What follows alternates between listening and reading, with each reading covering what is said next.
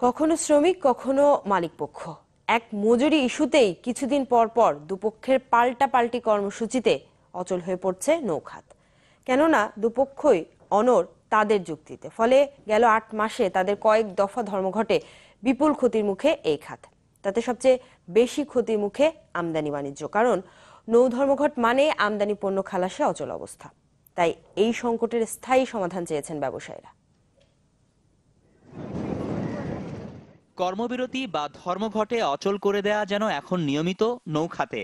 তাতে কখনো শ্রমিকরা আবার কখনো কর্মসূচি দিচ্ছেন মালিকরা।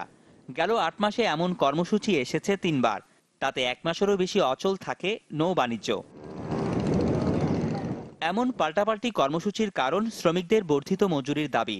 সবশেষ ২০১০ সালে বাড়ানো হয়েছিল এই মজুরি, যাতে ৩টি ক্যাটাগরিতে তারা মজুরি পায় ৫,৫০০ থেকে ৬,৯০০ টাকা পর্যন্ত। এখন তাদের দাবি এই মজুরি ৯,০০০ থেকে ১০,০০০ টাকা পর্যন্ত করা।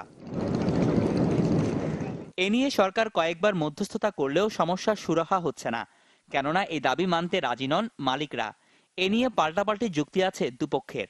একটা ট্রি বলে কত টাকা ভাড়া, কত টাকা তেল খরচ, স্টাফের বেতন কত, এবং এটার একটা জাহাজ এখন ডকিংয়ে উঠলে ২০-২৫ লাখ ৩০ লাখ টাকা একটা জাহাজে ডকিংয়ে খরচ হয়।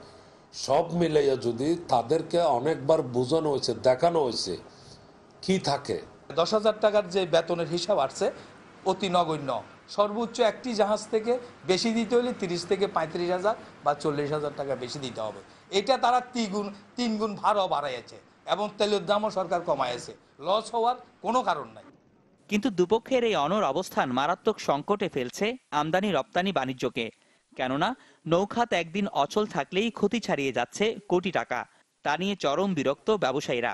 এরকম আন্দোলনে যাওয়া উইদাউট এনি নোটিশ এটা কিন্তু উচিত না, এবং গত ৪ দিন পর্যন্ত আমরা কোনো অগ্রগতি এটা দেখতে পাচ্ছি না।